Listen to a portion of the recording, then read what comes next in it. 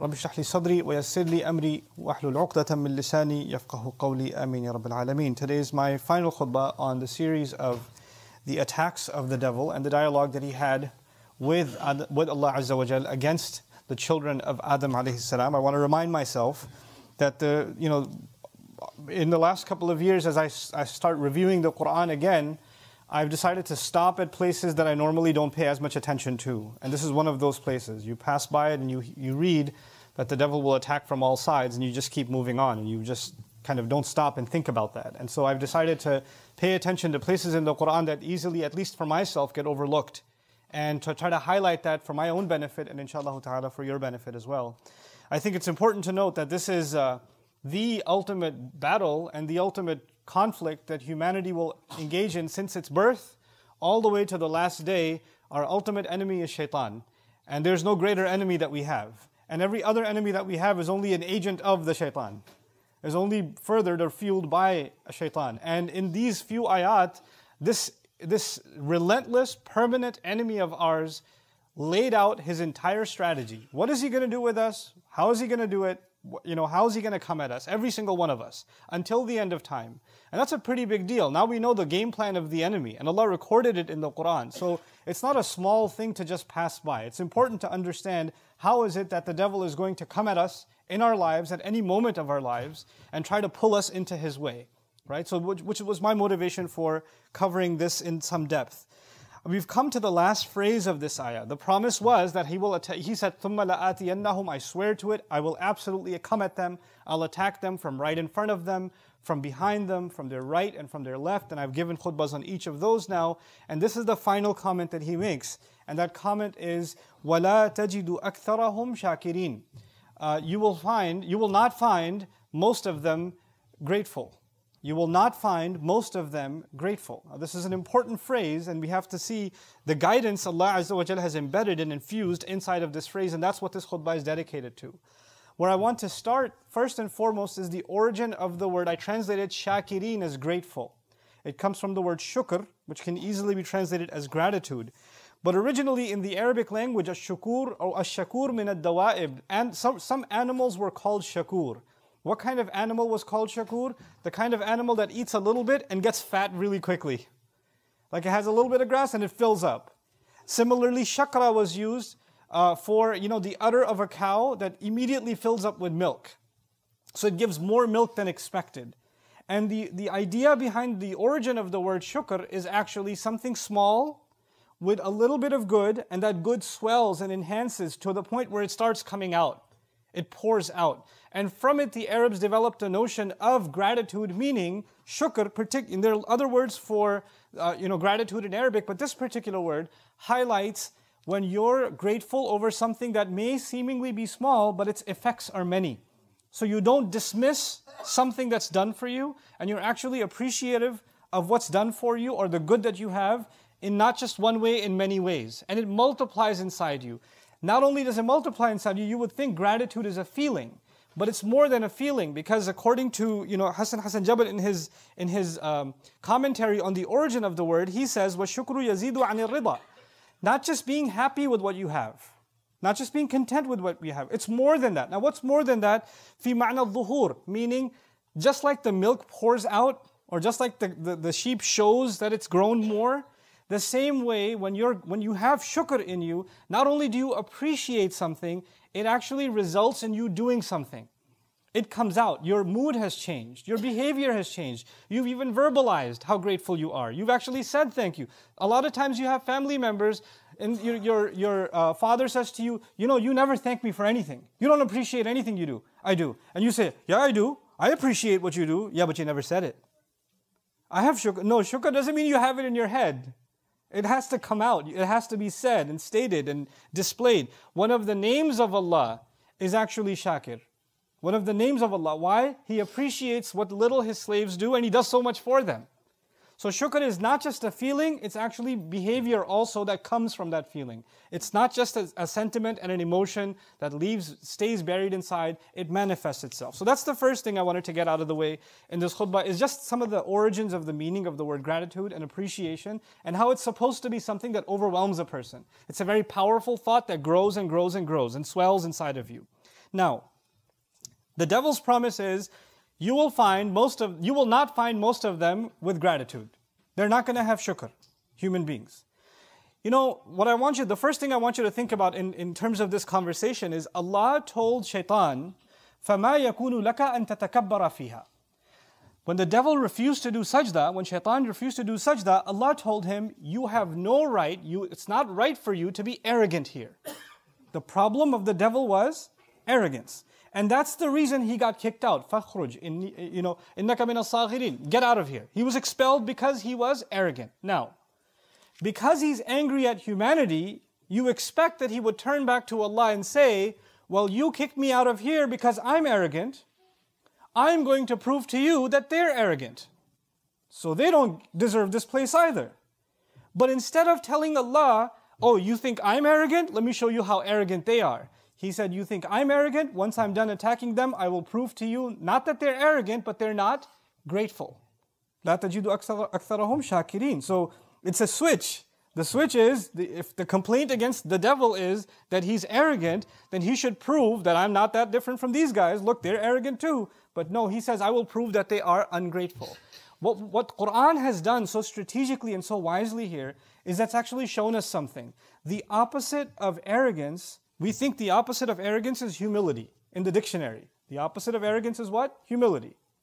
But in the Quran, the opposite of arrogance is gratitude. So Allah has taught us a new opposite, you see. And so what we're learning now is, it is impossible for a human being to be arrogant if they are grateful. And if they are grateful, there's no way arrogance will hurt them. And the fact that arrogance occurs, that can only be a manifestation of a lack of shukr. If shukr was there, there's no way that would have happened. So that's the first important thing. When someone says, hey, at least I'm not arrogant, well, from the Quran's definition, don't just think about arrogance as someone who thinks very highly of themselves, or is full of themselves, or is mean towards others.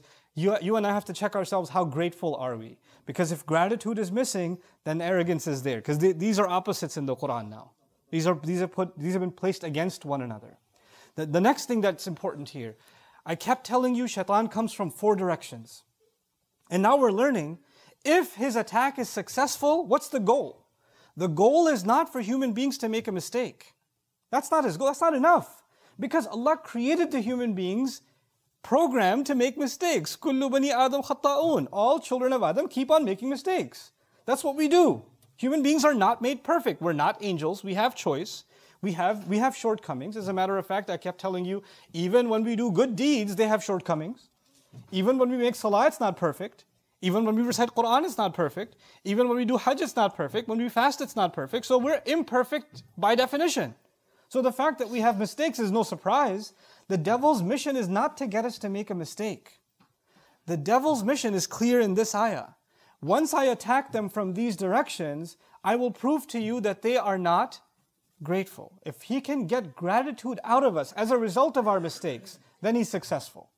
That's actually his goal, to remove the sense of appreciation of Allah and to do things out of the appreciation and the shukr to Allah, our optimistic, feeling towards Allah. If you think about our relationship with Allah, for so many people, their relationship with Allah is based on fear. If you don't pray, Allah is going to burn you. If you don't do this, Allah is going to punish you. Your first impulse of your relationship with the one who made you is that you should be afraid of Him. And though fear is a part of my relationship with Him, the most powerful force inside me that should make me do something for Allah, like pray, like eat halal, like do the right thing, like stay away from evil deeds, is actually gratitude. Allah has done so much for me, the least I can do is these few things. If He can get rid of that feeling, shukr, if He can get rid of shukr, then even if I'm obeying Allah, my heart is missing something. It's not going to have what it really, really needs to be able to carry on. It is out of a sense of gratitude that we are in obedience to Allah. Which is why Fatiha, that calls us to Allah's worship, إِيَّاكَ نَعْبُدُ, begins with gratitude. Alhamdulillah is where it begins, and then we get to worship. Because that sense of appreciation of Allah is what drives us more than anything else. But really what I wanted to spend the majority of this khutbah on is these attacks again, and how each of them, we can be protected from those attacks if we are grateful. Now let me phrase that another way. He said to Allah, I will attack them from 4 sides, and I'll prove to you that they're not grateful. In other words, if they were grateful, these attacks wouldn't have worked. If they're actually grateful, then the attacks will fail. If they have shukr, they're not going to succeed. So though I've given you long explanations of each of those directions, I'm going to walk you through each of them again briefly and describe to you in simple terms, how if we can remember to be grateful to Allah, we can actually protect ourselves from the waswasa of shaitan. When he comes from the front, he attacks you and me from the front, he tempts us from what we can have. You see something in front of you, you're tempted by it, the greed. And what comes from the front is also your future. You start thinking about your future or worried about your future. Is this going to happen or is that going to happen? And sometimes you start making bad decisions, decisions that Allah won't be happy with because you're concerned about your future. If you and I have shukr inside us, deep gratitude of Allah inside us, then we know that if you look back in your past, how many times has Allah provided for you? How many times have you been and I've been in a problem and Allah has taken care of us all this time? Why do you think that all of a sudden now Allah will not take care of you? In other words, whatever temptation comes to you from the front, if you and I can learn to be grateful for what we have and not go towards something more than what we need, not let our greed get in the way, not let our reliance of Allah go away, but be grateful, He's taken care of me this far, why would He leave me now? This is the same thing Allah said to His Messenger sallallahu alaihi wasallam, مَا وَدَّعَكَ رَبُّكَ وَمَا قَلَى. Allah didn't abandon you. Just because you're going through a hard time and you see something in front of you that you might just grab onto and take it because you're desperate, no. وَوَجَدَكَ ضَالًّا فَهَدَى وَوَجَدَكَ عَائِلًا فَأَغْنَى.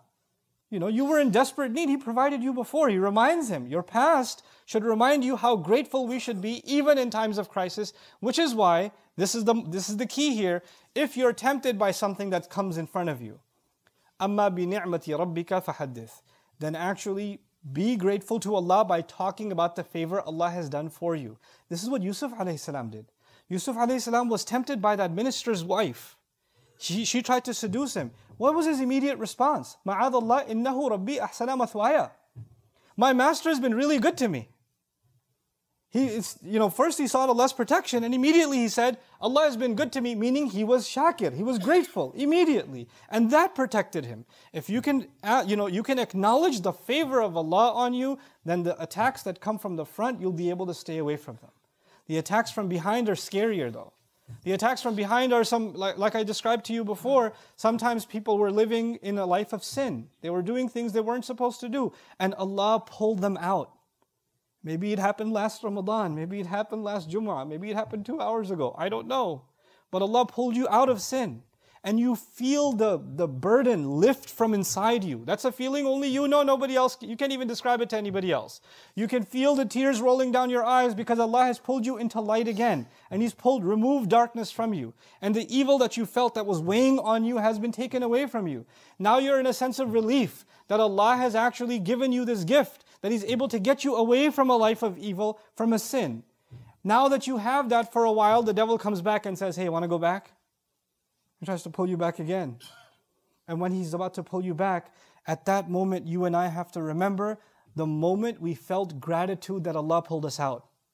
How grateful were we when Allah pulled us out the first time? A person has to forget that. They have to forget the moment they made tawbah. They have to forget when they felt that closeness to Allah or the relief that Allah gave them. They have to let go of that for the devil to be successful in pulling them back again, in tempting them again. But it is in those moments when he tries to pull you and attack you from behind that you and I have to remind ourselves of how Allah has given us the gift of guidance, how Allah has given us the gift of tawbah, the gift of repentance, so that whenever that same temptation, that same attack, because the devil knows, it worked last time, let me try it again, it'll probably work again on this guy. I tried the last 10 times it worked, the 11th time it should work too.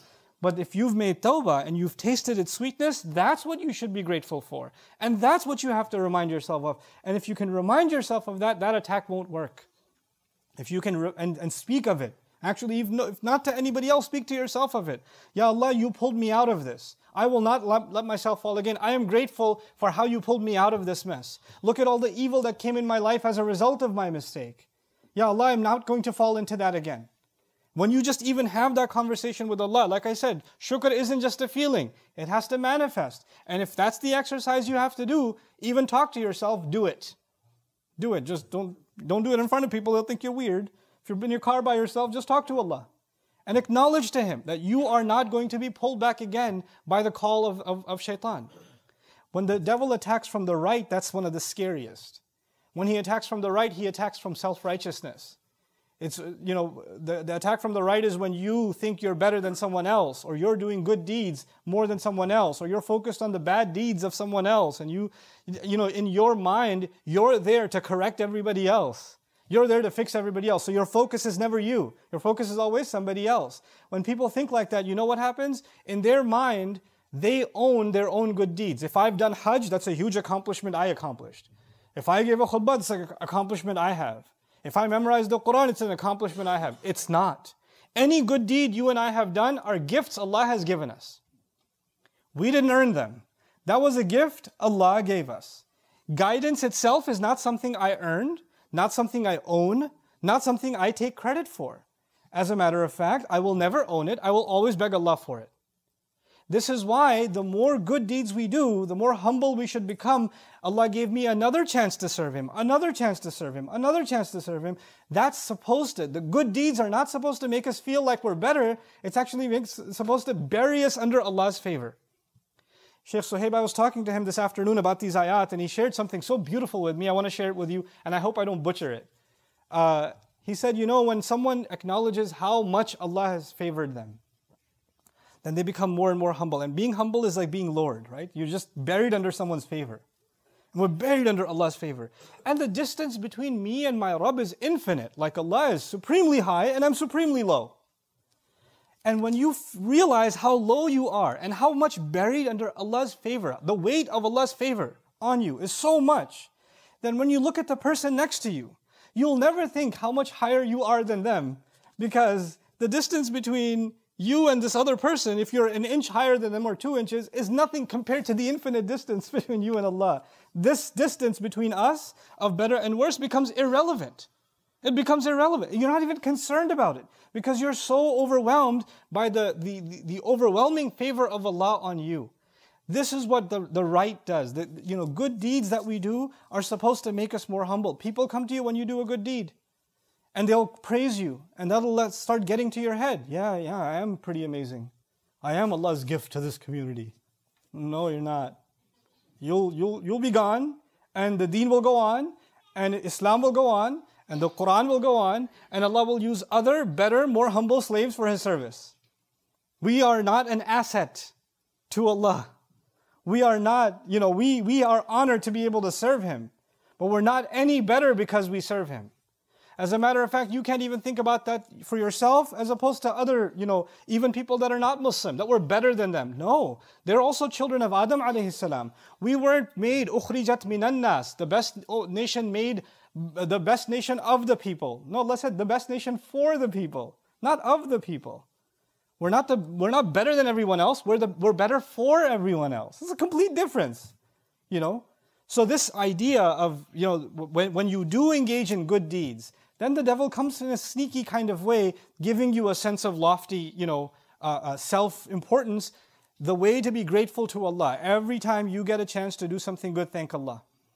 Every time. And the gratitude, this litmus test that I have for myself, and I recommend for all of you, when you do something for somebody else, when you teach somebody else, when you give sadaqah to somebody else, when you help somebody else, somebody needed to move from their apartment, you helped them move furniture, somebody needed to learn some Quran, you taught them Quran, you did whatever service for other people, and they don't appreciate you. They don't remember what you did for them, and it makes you upset. You know what that means? There's still some devil inside left. When you did something for someone, you didn't do it for them. You did it for Allah. Allah recorded it, you should be happy. You're grateful that Allah gave you a chance to help. That's it. There's nothing more from you. You have no more expectations, not from people. You didn't do it for people. You did it for someone who's recorded it and he knows, and that's enough for me. I'm grateful that he recorded this good deed. If I said, oh man, I've got to prepare this khutbah, I hope people show up, or I give this speech, and 2 people show up. There's a hall of 1,000 and 2 people show up, and I'm upset. Only 2 people came? What is this? The problem then is with me. Because if I'm doing it for a crowd, or if I'm doing it for recognition, then I'm no longer grateful to Allah. The fact that I got a chance to serve, The fact that I got a chance to share something, that Allah gave me that opportunity, I'm grateful for that. I can't let anything else get in my head. Everything else comes from shaitan. So, وَلَا تَجِدُ أَكْثَرَهُمْ شَاكِرِينَ. And finally, from the left, which is obvious, the left is when shaitan calls you to haram. The left is when shaitan calls you to things that are known evil. They are clearly disobedience to Allah. And when he's pulling you in that direction, the only thing that will protect you is when you become grateful for what is halal. When you become grateful for the fact that Allah did not, and shaitan will come to you and tell you, I don't know, this Islam thing is so hard, everything's haram. Everything's forbidden, man, it's so restrictive. There's so many rules. There's so many fences everywhere. Can't do this, can't do that, can't do this. Can't have any fun in life. That's the devil talking to you. And let me tell you, Allah Azza wa Jal in this same surah said, وَجَعَلْنَا لَكُمْ فِيهَا مَعَايِشْ قَلِيلًا مَا تَشْكُرُونَ. Allah said, in this world, He put things for you to enjoy. How little you're grateful. Just like in Jannah, everything was halal except one tree. In this world, all kinds of good things are halal except a few things that are filthy. Allah said, stay away from them. But the devil tries to come and tell you, no, Islam says everything is haram and you can't live your life if you follow Islam. No, no, no, no, no. That's a lie from the devil, making you ungrateful for the halal. So what that does is, the devil's job here is to make halal look ugly and the haram look beautiful. That's his job. His job is to make, I'll say that again, halal look ugly and the haram look beautiful. So what's he going to do? He's going to say, man, you got to drive all the way there to eat the halal food. There's a restaurant right here, just go here. In your head, you're like, halal is too hard, too far away. Then some young man is thinking about marriage, and his family comes and says, well, you got to have, the girl's family says you have to have this much money, you have to have a house, you have to have this, you have to have that. Then we have to invite our cousins from Pakistan and from Afghanistan and from all the istans that are there, and we have to have this many dishes and that. And he's like, oh, this halal is really hard. I could just, go on social media and find myself somebody to hang out with. So much easier, free too. No pressure, nobody needs to know. Shaitan's job is to make the gateway to haram easy and the doors to halal difficult. Don't become an instrument of shaitan by making the halal difficult. Don't become that. Don't make the halal difficult for yourself. Don't make the halal difficult for your family. Because if that happens, he's easily able to pull people to the left. I know many young men, I know many young women that regret that they're in haram relationships. They regret that. Why are they in that? Because their family doesn't want to get them married. Not old enough yet. Old enough to do haram. Old enough to follow shaitan. Old enough to do all kinds of sins and ruin your akhirah, but not old enough to get married. Or not wealthy enough to get married. Or your other sisters haven't gotten married yet, this is why we can't marry you off. Who came up with these rules? This is when the door to halal is closed and the door to haram is opened. And we can't do that to ourselves. Because then we're just following into His footsteps. This is what it means when Allah Azza wa Jal let us know that the devil wants to prove that we will not be grateful. We should be grateful for the doors Allah has opened for us with the halal. We should be grateful that Allah has guided us away from things that are harmful for us. Anything that Allah made haram has to be harmful for us. That's the only reason it's haram. يُحَرِّمُ عَلَيْهِمُ الْخَبَائِثِ. He only made haram for you things that are filthy, that are actually hurtful for you. Just like you wouldn't eat filth. Just like you wouldn't consume filth. Just like you wouldn't bathe in filth. You can't engage in filth and not get sick, not get dirty. Not get contaminated. That's the purpose of it. And we have to be grateful for that guidance that Allah Azza wa Jal has given us.